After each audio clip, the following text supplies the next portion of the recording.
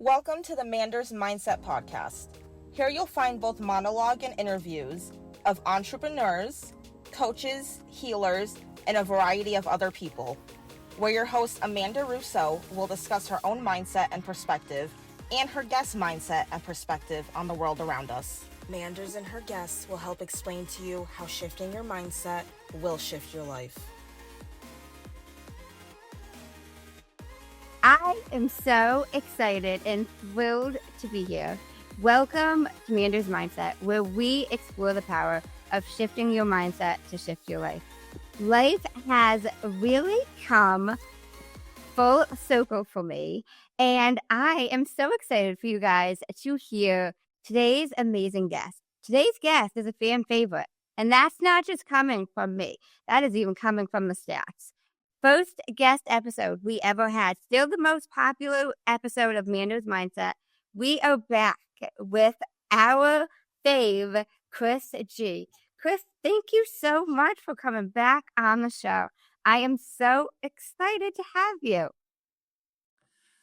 And you know that I am extremely happy to be back here. I want to know what you want to ask. And what you ask is always extremely authentic. And what you ask is very important. And you're going to answer things, or maybe we can help, people answer things that they have questions that they need answers for. If not, then we'll be available for them afterwards. In my case, that's okay. You can always ask me. I will always be there for you. So, yeah, I mean, from what I understand, the premise of the questions, or what we're going to cover a bit, is that we're going to cover some deep stuff. And the bottom line is that always know who you can talk to, how, do the balance, all that stuff. And we'll take it from there, my dear. Again, I said that the first podcast. You did say that the first episode. Knowing who you can talk to. I like how you said, just certain people you can rely on versus not. Even like us here today, I've known that you are moving a lot of stuff there. I am hearing a lot of background noise. Just a piece of paper. I took notes. You know why? Because vision is important. I take notes too, but I know how to be quiet with my notes, Chris. It's all right. It's all right. I won't scoot around anymore. It's fine. So I want to know who you would say, Chris, is at the core.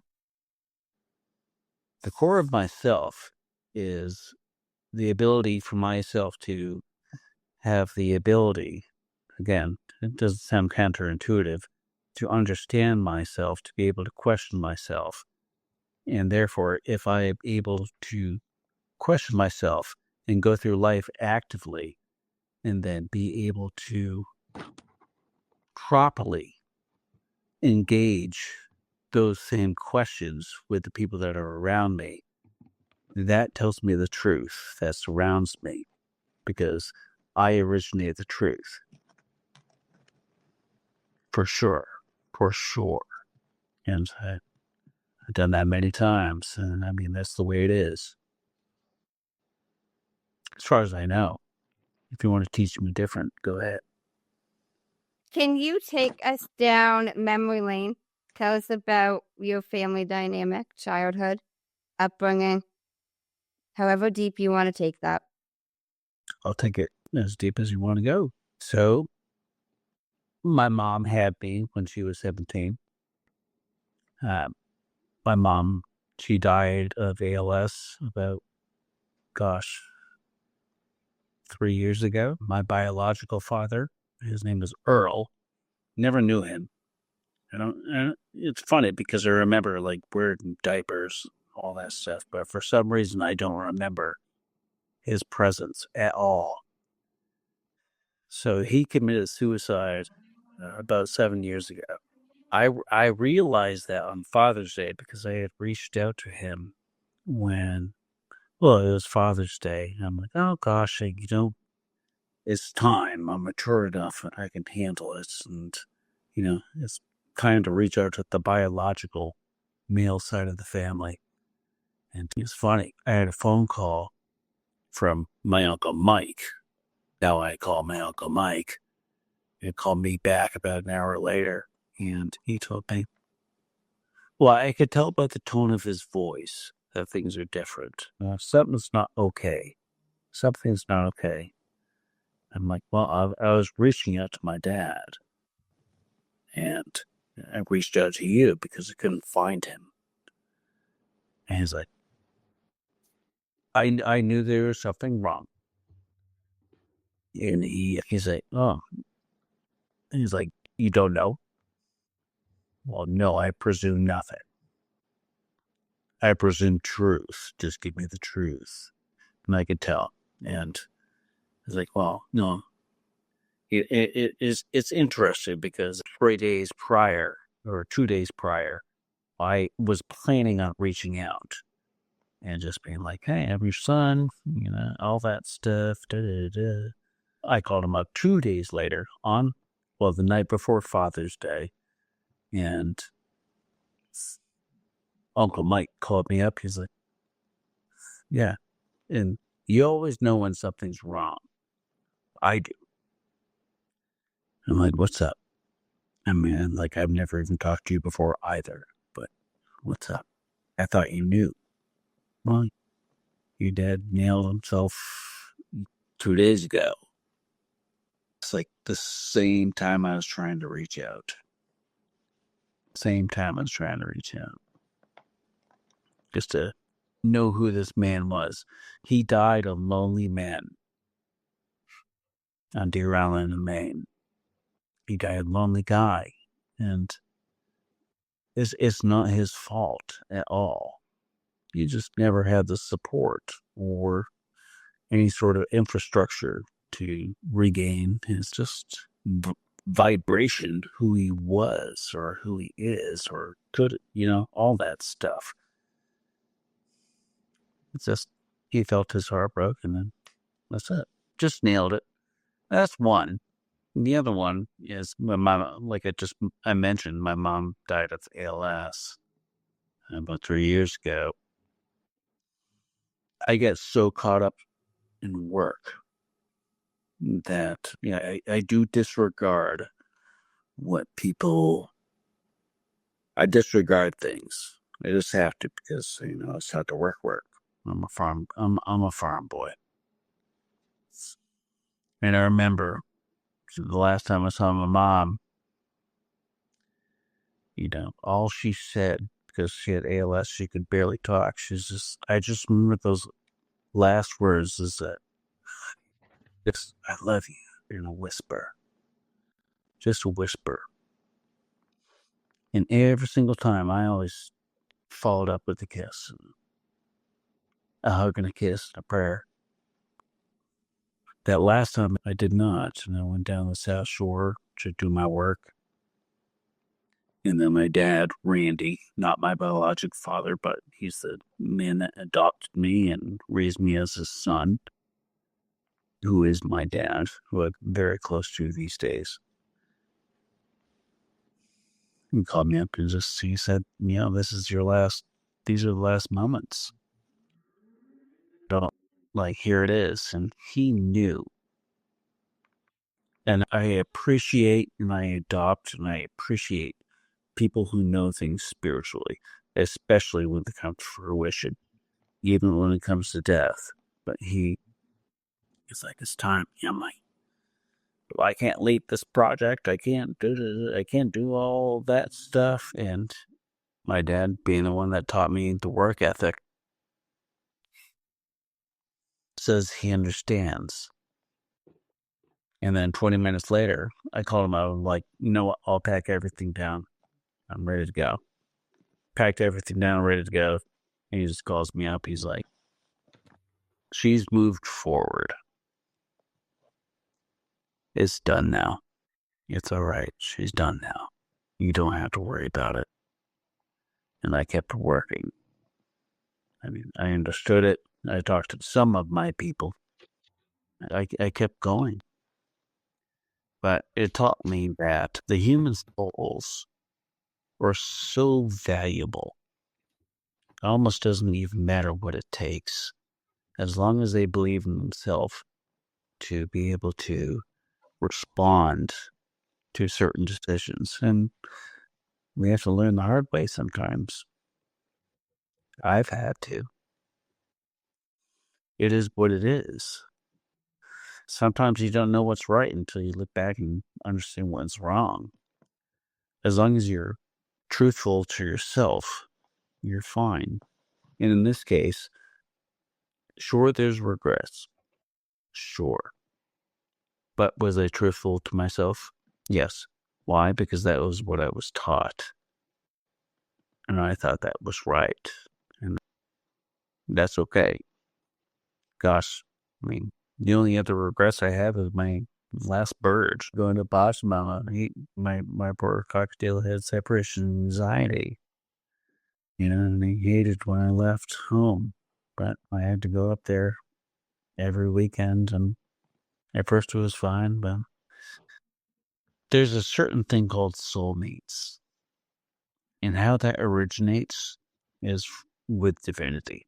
And that's something I will never, ever question. You know why? Because truth has no explanation. But you know truth when you hear it. Same thing with humans or people. Same thing with animals. I mean, that's why I bond with horses and the animals I've ever had in my life. It's really beautiful. It really is. But I know where things go. And that's great. Now, can you tell us a little bit more about your childhood? Can we go a little further back? Any siblings? I remember being born in Florida. Like, my grandparents were really pissed off. And they sent my mom down to Florida, Hollywood, Florida. That's where I was born. Before I was born, and she was 17 at the time, which was kind of underage, all that stuff. And I'm like, no, they got pissed and they sent her down there. And I'm like, well, now you get to deal with your grandparents. We don't want to deal with it because they're like hoity-toity, all that stuff. So she did. And that's where I was born. I mean, that's where my first memories are. And I remember wearing diapers. I remember embarrassing stuff, before you can actually like waddle around. I remember all that. It's pretty incredible. But I do. I got stung by a man-o-war when I was 1.5. I remember that. That was interesting. What do you really want now? Whatever it is you want to share with me. Okay. So, basically, when I was 2.5 or 2 3/4, I think it was almost 3, because it was prior to Thanksgiving. They flew my mom back up here to New Hampshire, and they realized they actually oh, we like this kid. He's pretty interesting. We actually like him. And well, and they told my mom her name was Debbie, or is Debbie. And they're like, well, if you want to come back up here, because she finished high school down there, you can finish college or just go to college, get yourself enrolled and all that stuff. And we do like this kid, Chris. He's not bad. And so she did. And so we flew back up here to New Hampshire. And I used to go to college classes with my mom. And she just bought me markers every day. And I would just sit there and draw pictures and portraits of people. I'm pretty good at it. If anyone wants to hire me, then I'm pretty good at it. So we did that. We did that for a long time. And then my dad, Randy, he's a 4th degree black belt. and doing karate. We all grew up in karate. And then my mom, she was at a red belt. And that's where she met my dad, who was her instructor. And I don't know, magic happened or something. It was pretty amazing. However it works. And I remember my grandparents were out of town, as usual. And she had my dad come over. My dad, you haven't met yet, but Randy. And it was Valentine's Day. So kind of a romantic day, I assume. And he came over and he was just like the coolest dude I ever met. He's like, this is how you put holes in the bottom of chocolates and, figure out like which ones you like and which ones you don't like. Just put them back. It's all right. And so I'm like, this guy is pretty good. Yeah, I like him. I like him a lot. Beyond this is supernatural. What do you mean by supernatural? Okay. So my grandparents, they collected antiques. It's the antique house. Is everything they do is very thorough. All that stuff. So they had a big sleigh bed, probably weighed about, I don't even know, 500 pounds, 400 pounds. I have no idea. Too little for a 3.5-year-old. I still go through sleep paralysis because of my PTSD and whatnot, things like that. But I used to get told what to do. And that night that we poke holes through the chocolates and whatnot, I went into my grandparents' bedroom where their sleigh bed was. It was really heavy. Those are heavy mahogany beds. All I remember is just not being able to move, and the sleigh bed was over my head. And it wasn't quite suffocating me, but it was enough. I had a bloody nose, and I remember that. And I remember smelling my blood, all that. And luckily with paralysis, you might not be able to move your body, but you're able to use your voice, which it did. And somehow they heard it. And I just remember him picking up the bed, just pulling me out. I mean, at that point in my life, I can really save my life. That's how I felt. Not a lot of people go through this. It's like 1 in 10 million or something, but it matters not. But they heard me, and he pulled me out. And, from that point forward, I'm like, yeah, you're pretty good. You save my life, I'll save yours. And I'll support yours. Yeah. Loyalty goes a very long way. For sure. I don't mind sharing this. Yes. There's probably a lot of people that actually want to know what paralysis is, how it feels, how to deal with it, and all that stuff. And, I can share what I know. There's not a lot of research, but it's a real deal. And there's a reason why you deal with it. I get it. Yeah, can you delve into that? Not really. There's not a lot of research. Do you want to know what it feels like? Yeah, as best as you can describe it. All right. Well, anyone who has gone through it, they will know this. So you're in mid sleep. You meet your REM sleep, because I have the opposite sleep schedule. Like, I don't fall asleep and then hit my deep sleep schedule. Mine is, starts at maybe 4, 3:30, 3 o'clock a.m. And that's where it really starts. And so when it does occur, I'm pretty well versed in it now, and I know what's going to happen. I know I'm going to be okay.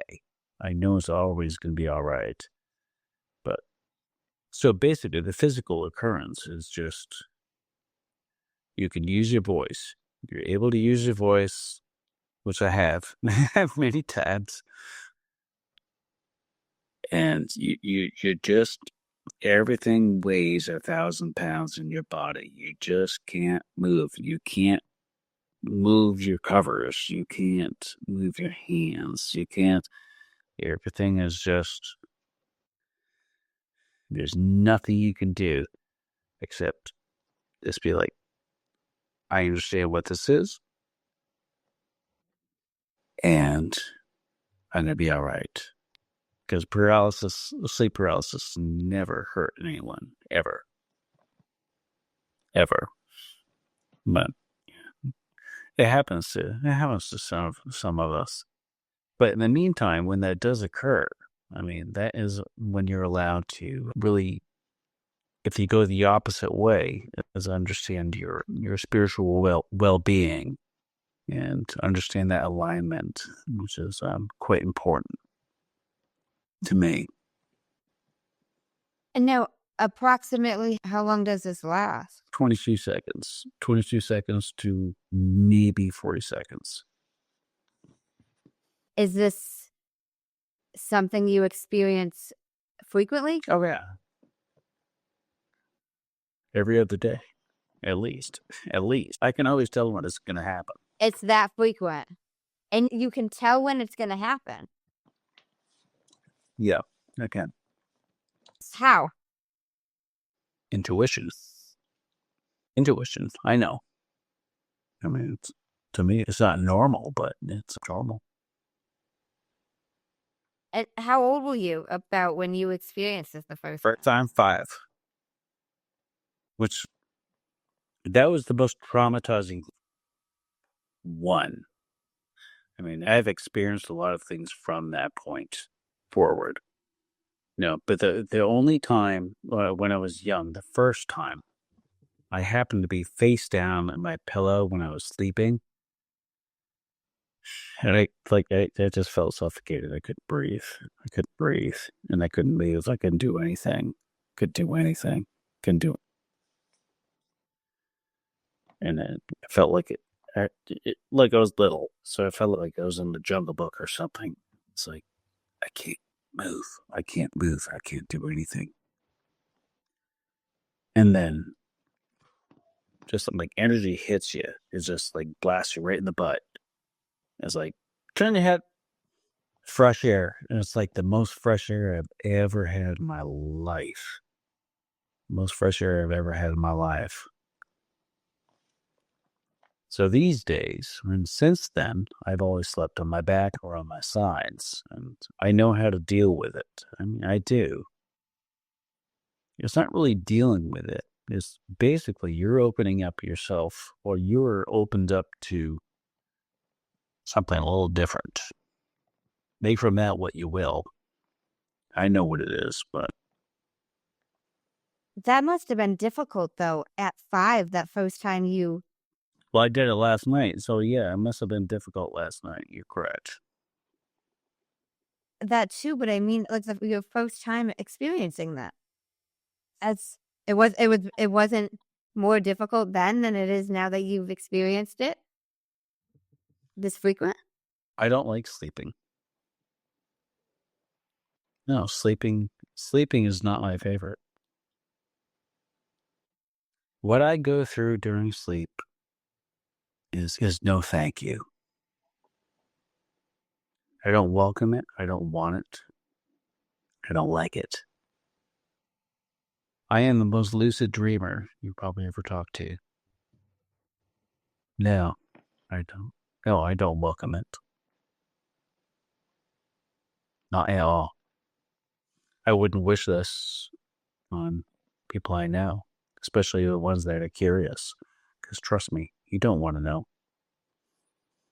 That's the truth. Oh, Chris. It's all right. You're allowed to ask me these because people need to know, because I'm not the only one, and I know that. I deal with other people's that have, friends that are working certain fields and whatnot, it is not uncommon, but it comes with the territory. So let's backtrack this a little bit. Can you, before take us down a little bit about your schooling years? You went back to New Hampshire. How was like middle school, high school, that type of time of your life for you? Yeah. Well, I went to public school. I won't say the name of the public school. Just everybody can figure out real quick if they want to. So I decided to move to Oregon. I decided to move out there and finish things out there. And that's where I finished up my diploma. And that's where I graduated. And then I decided to move back to New Hampshire. And that's where I went to Keene State and started studying physics. And from that point forward, then I decided to go into real estate. How long did you do real estate for? Still do. You mentioned physics. Did you do anything with physics? No, well, kind of. Nothing you can know about. What I learned about physics is that I get my doctorate or I get my master's. It doesn't matter. So basically, I either need to become a teacher or I invent something. And then I realized I can do that either way. That's why I decided to go into real estate. And that was in 2021. Now, why'd you get into real estate? Money. That's it? Just money? Well, sure, I could say I like houses and all that stuff, which I do. But yes, money. I could like houses anyway. But yes, money. There was no passion for anything relating to that? Well, there's a passion, of course. I mean, that's what I do now. I work with masonry. I do something that robots can't, there's nothing they can do that I can't. And they can't. But outside of that, when it comes to the fiduciary system, when it comes to finances, things like that, yes, I understand the monetary system. And yeah, I understood that quite well. And yes. But instead of like most people going the other way, just trying to write loans and all that stuff and making 3% and 1% or anything off a $1 million loan or something like that. I'm like, hell no. Nope. Let's do something structural. It has to be structural. I am a mason. Everything that we do is structural. No matter what. Period. When did you get into masonry? 18. I asked. That's the rules. Now, how did you discover that? Well, it's part of the lineage of my family, I guess. Particular. On the conservative side, that matters not. Why I was drawn to it is because I want to understand certain things. Certain just things that are really not available in college, all that stuff. So it did. And I pointed everything towards that. And I can't say I got all the answers I ever asked for at all. Not at all. Not right away. It's like basically, you're a fraternity. But you do get to know some things, which are very important, which is what we're talking about right now. The best way I can answer that is far as your question is concerned. So you start doing real estate, and I know what you're doing. what do you mean you know what I'm doing? Yeah, but tell me. Go ahead. Tell me. Tell you what. I'm just trying to walk through the journey with you of your life. I will tell you. I'm listening. You said you'll tell me.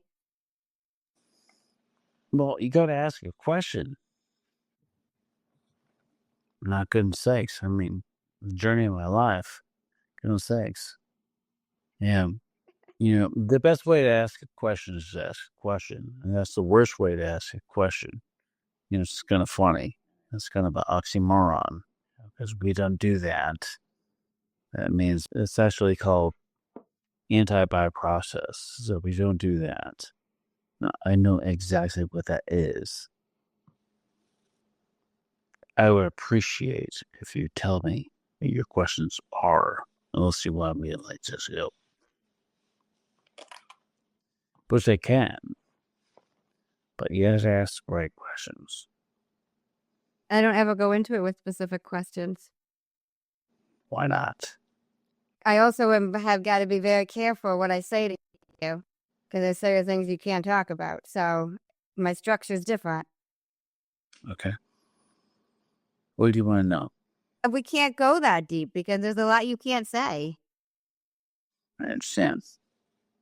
I'm just trying to figure out how to ask you stuff. Name? What do you want to know?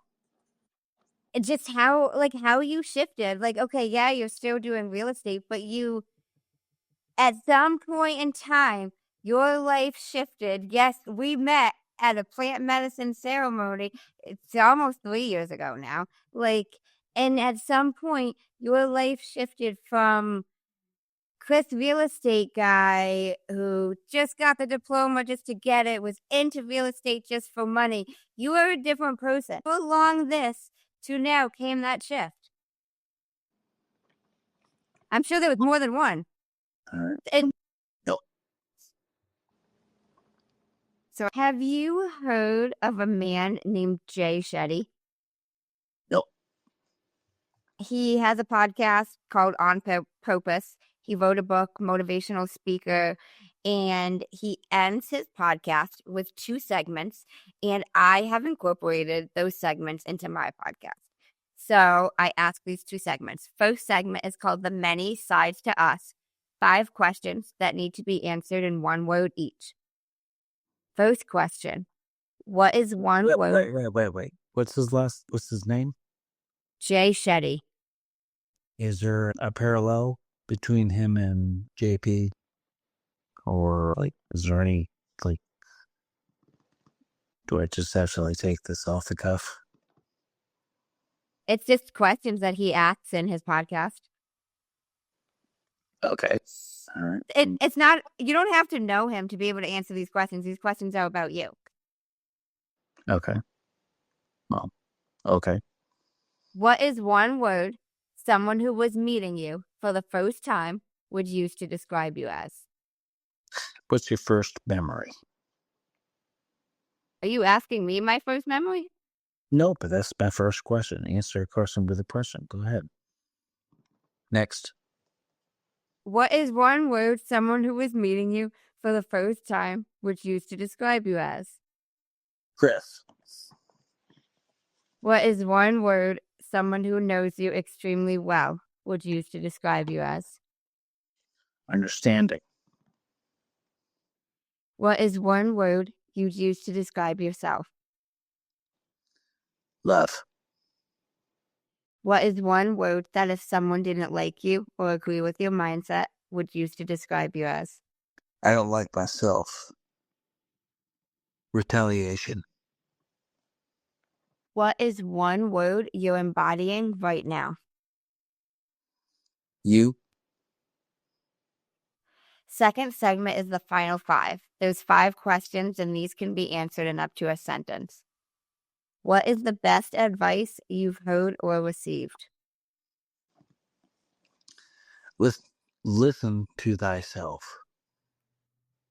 Why is that the best? I believe in truth. It negates all false. Listen to yourself. Know your truth. What is the worst advice you've heard or received? Probably these questions. Advice, goodness sakes. I really disregard all that. I don't know. I didn't like when it happens in my life. I don't really care. It matters not. I will hear bad advice. No, I'll take it away. I work for the biggest names in freaking business. We don't. It's okay if they get things wrong. What we have to do is be able to keep them on the track, because number one, if they address the issue, then we have the capability to bring them right back on track, and that's our job. And that's what I do. I don't know what you do, but that's what I mean.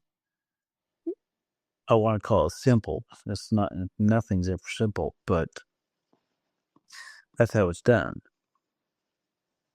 Simply. What is something that you used to value that you no longer value? Piano. Gosh, yeah, my pianos. I used to have a bunch. But no, we live on a farm and we have a lot of stories and apartments and a lot of moving parts. Yet can't quite transport pianos. So I don't carry those too much anymore. They are stored in my grandfather's basement and my dad's basement, which he really enjoys having sit there, but it gives him something to bitch about. So, yeah, that's an easy one. And the violins, and the violins, because I had some, and which are very valuable. If you could describe what you would want your legacy to be as if someone was reading it, what would you want it to say? I would love someone to be able to find the end of themselves, to be able to understand the beginning of what themselves can be, and get rid of anything that is trashing, their well-being, their subconscious, anything like that, just to get rid of that. Get rid of that. I can help you with that. Just whatever it takes, get rid of that. Find your balance. Get rid of that crap, all that stuff. Know what you have to do. Make a decision. And that's going to give you your balance between your insecurity and your security. All that stuff, because you made a decision. And that's going to tell me volumes.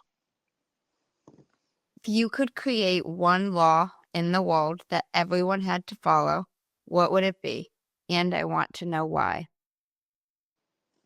You don't kill. You don't kill because it's not your right to take a soul. Period. Well, thank you. Thank you for speaking with me. I really appreciate it. In an amazing way, this has been the best conversation I could have ever asked for. And I appreciate this conversation as well. I really hope that it does reach us and does reach people. I really do. It's different. Is there any final words, anything else you want to share with the listeners? No pressure. I do always give it back to the guest. Absolutely. Remember what your first memory is. I would hone in on that. If you have any questions about yourself, know what that is. Ask yourself to dream about it, pray about it, ask Christ about it, ask whoever you ask about it. Fine, just do it. Answer yourself, and yourself will find yourself. And therefore, after that, you will absolutely be able to help other people find themselves. You will find it. I guarantee that. Yeah. Yeah. I love everybody that's listening. That's great. Thank you. Thank you so much. I really appreciate it. I think that makes a lot of sense. I don't make a lot of sense, but okay. I think that comment did. Yeah, well, okay. Well, good. Good. I think it could reveal a lot about ourselves. In my mind, yes. Like, I don't really think that way. I'm an abstract thinker, so I mean, you're asking me very concrete thoughts, and which I really appreciate. And I like to tie it all together as well as I can. But you come at me with like really good questions, and I can't linearly like think about all these things because I mean I'm all over the map, and there's not much I can do other than just understand. But I want to reach people where they're at, and it's very important to me. I know it's important to you. I really pray I helped you out. you did. I really appreciate this. I do. Thank you. Thank you for taking the time. Is it worth it? It was worth it. I'm positive it was well worth it. And thank you guys for tuning in to another episode of Vander's Mindset. In case no one told you today, I'm proud of you. I'm rooting for you. And you got this. As always, if you enjoyed the show, I would really appreciate it if you would leave me a 5-star rating, leave a review, and share it with anyone you think would benefit from this.